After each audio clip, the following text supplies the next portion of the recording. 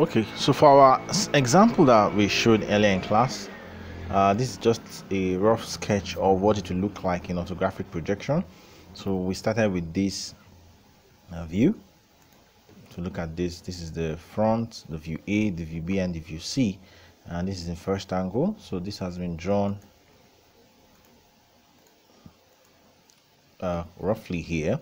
So what you need to do is make sure that you set up, like I said, you set up your projection planes. Okay, so you put these divisions, you offset, you draw your first, and then you keep using your construction line, or just type X line on your screen.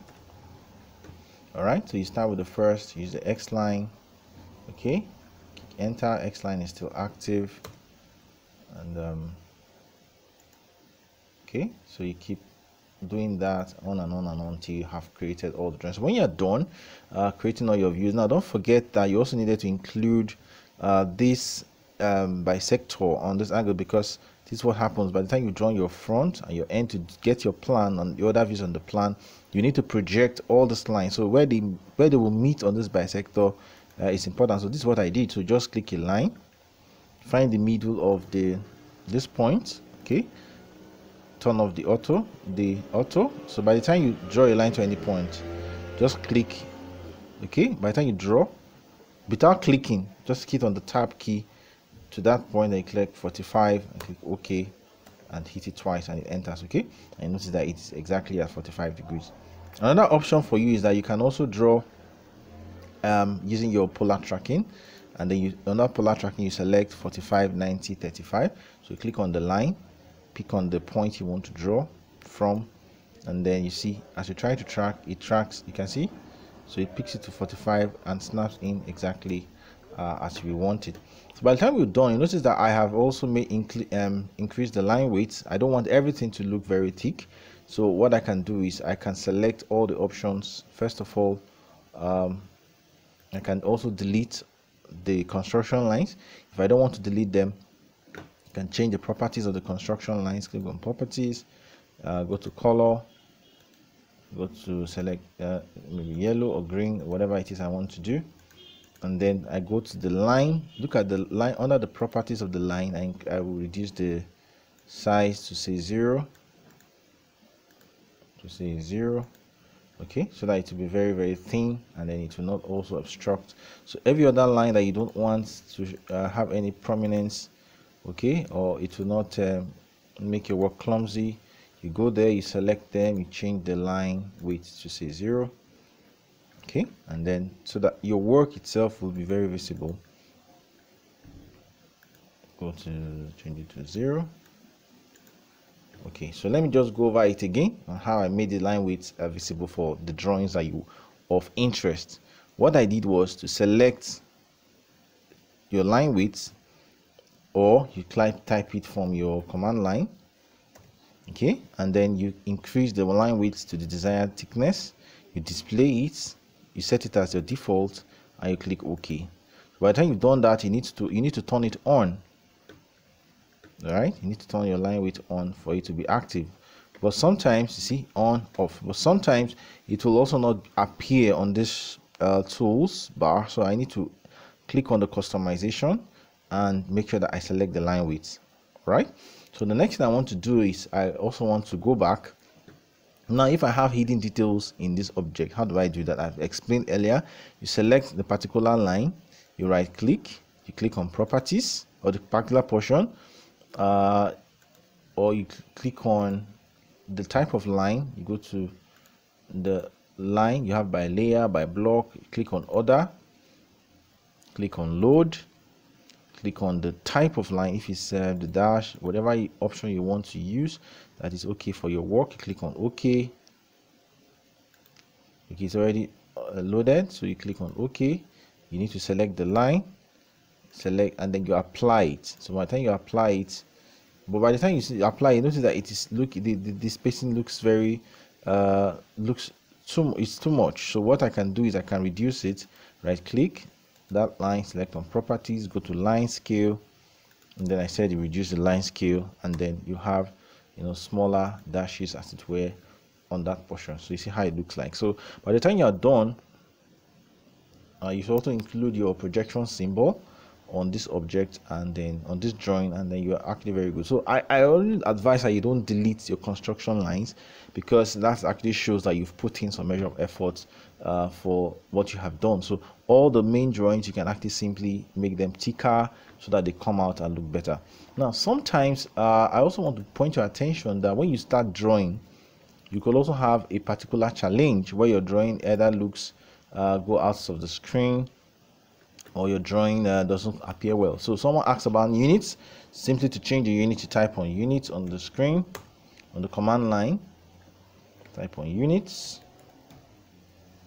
Okay, units, and then you can simply select your unit to decimal and then to inches or to millimeters. Okay, click on OK. That's fine. Now you also want to set the limit of the screen. There are several ways to do it, because if I, for example, if I try to draw and I want to draw, say, up to 2000, you notice that on my screen the maximum I can have, what I see, is about 49. So I need to draw 200, I need to draw 500, and it's not visible. So what you need to do is that you can actually set up the limits for your model space. So I click on limits. There are two ways to do it. This is one way, and I will select I will reset the model space limits, the lower left corner. This is the lower left corner. So simply type 0, 0, hit on enter key, and then it asks me for the upper right corner. You see the upper right corner by default is 12,9. So I said no, I'm going to increase that to say my 420 by 210 or 297. Okay, so if I click on line, I've increased my limit. So this is what I do: zoom, extend, and then I click on line. You see I can draw, you know, as much as I want. It's already showing me 500, 400. You see, that's the way it works. So another option I want to do is I can limit the drawing space to, say, a paper space. For instance, say I want to pick a line. I pick the first point, make sure my auto is on. I want to draw the size of a, say, A3 or A4.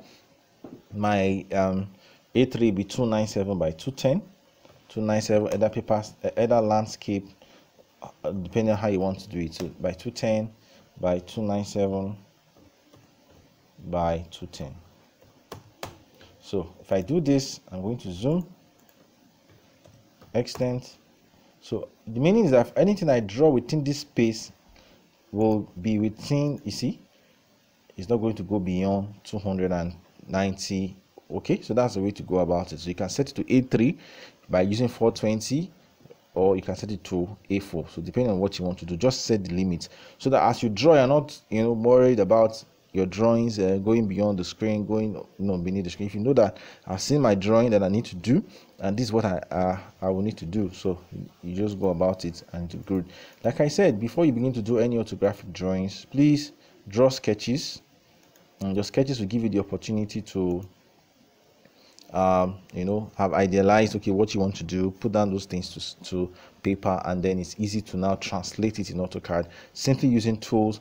Like I said, the tools you're going to need is your line tool. You're going to need your auto. Make sure your auto is on. Your O-snap. Now let me also mention the O-snap. If you notice that your O-snap also has settings, you have endpoint, you have midpoint, you have center, you have perpendicular, because you also need some of these tools. Don't select everything, but just select the ones that are important. Now, when I was doing the first example, I also did something. I want to just show you briefly. I used the apparent tool, this tool showing snapping reference lines.